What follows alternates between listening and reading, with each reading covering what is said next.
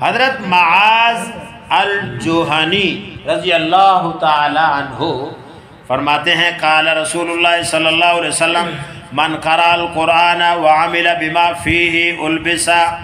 والداه تاج يوم القيامة ضوءه أحسن من ضوء الشمس في بيوت الدنيا لو كانت فيكم فما ظنكم بالذي عمل بهذا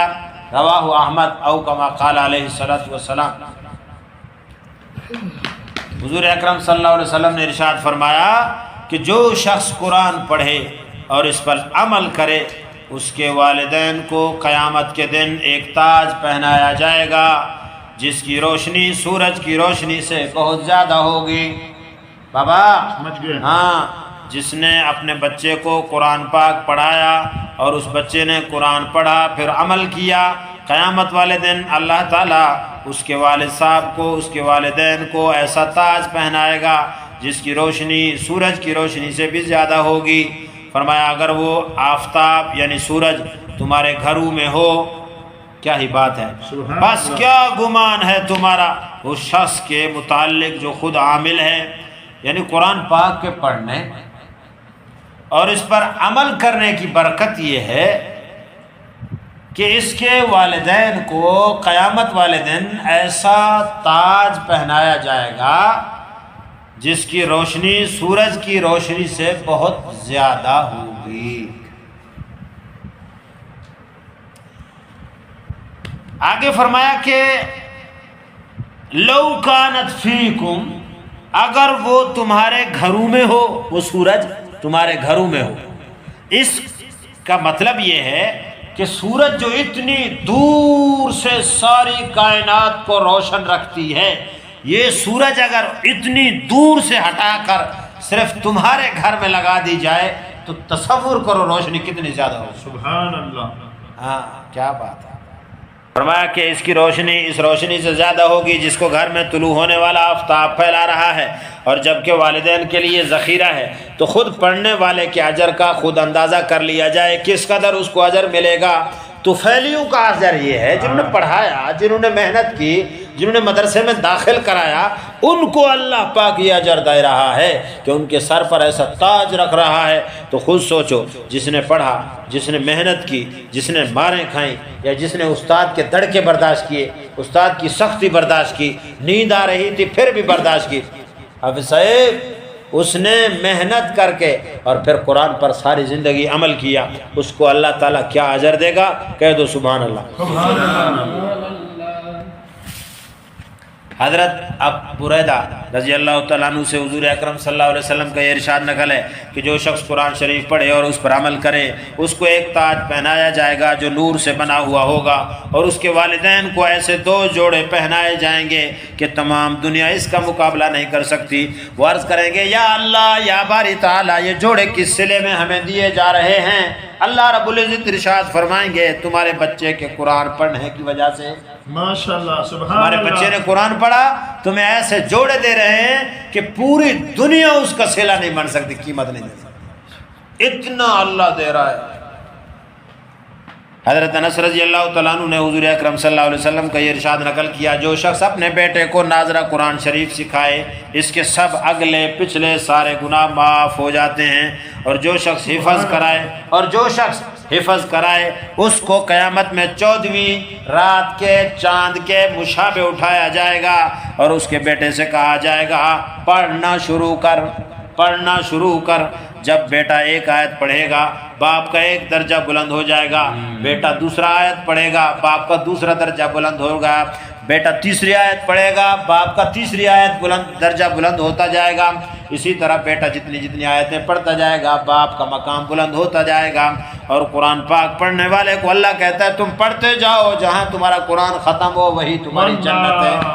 وہی تمہاری جنت ہے جہاں تمہارا قرآن ختم ہوگا۔ اور حدیث پاک میں یہ بھی آتا ہے کہ ایسا ٹھہر ٹھہر کے پڑھ جیسے دنیا میں ٹھہر ٹھہر کے پڑھتا تھا، سکون سے پڑھ۔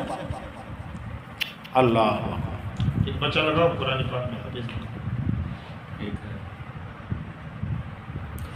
بچے کے قرآن شریف پڑھنے پر باپ کے لیے یہ فضائل ہے، اور اسی پر بس نہیں، دوسری بات بھی سن لو اگر خدا نخواستہ آپ نے اپنے بچے کو 4 پیسے کے لالچ میں قرآن سے دین سے محروم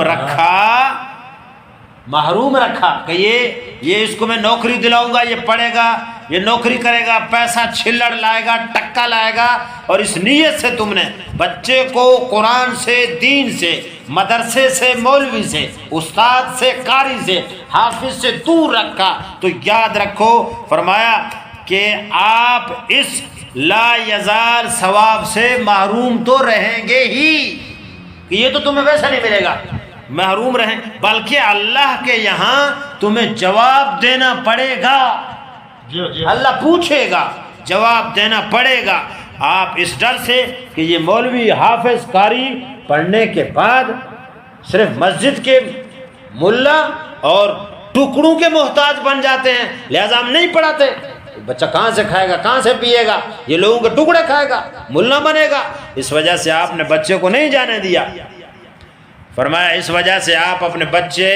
اپنے لاڈلے بچے کو اس سے بچاتے ہیں، یاد رکھیں کہ اس سے آپ اس کو دائمی مصیبت میں گرفتار کر ہی رہے ہیں، مگر ساتھ ہی اپنے اوپر بھی سخت جواب دہی لے رہے ہیں۔ حدیث پاک میں آتا ہے کلکم راع وکلکم مسئول عن رعیتہ، ہر شخص سے اس کے ماتحتوں اور دست نگروں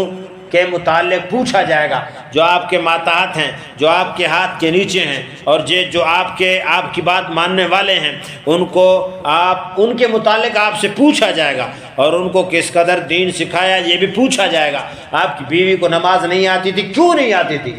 آپ کے بچے دین نہیں جانتے تھے، کیوں نہیں جانتے تھے؟ آپ کے بچے نے آپ کا اپنا جنازہ کیوں نہیں پڑھایا؟ کیوں اس کو جنازے میں امامت نہیں سکھائی؟ تمہارے بچے کو نماز، اتحیات، درود شریف، ناظرہ، قرآن نہیں آتا تھا، انگلش اور دنیا کے اور معاملات وہ جانتا تھا، اس کو دین نہیں آتا تھا، کیوں نہیں آتا تھا؟ جواب دو۔ ہاں پوچھا جائے گا، یہ ایسا نہیں ہے کہ بس چھوڑ دیا جائے گا، پیسہ کماؤ، ٹکا کماؤ، موج کماؤ، کچھ بھی نہیں۔ ہاں یہ ضرور ہے ان عیوب سے آپ بچنے اور بچانے کی کوشش کیجئے، مگر جو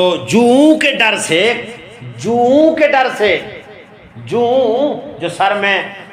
ہوتے ہیں، جوئیں نہیں تو چھوٹے رینڈ، جوؤں کے ڈر سے کپڑے نہ پہننا کوئی عقل مندی تو نہیں ہے نا، جوئیں لہذا میں کپڑے نہیں پہنتا ہوں،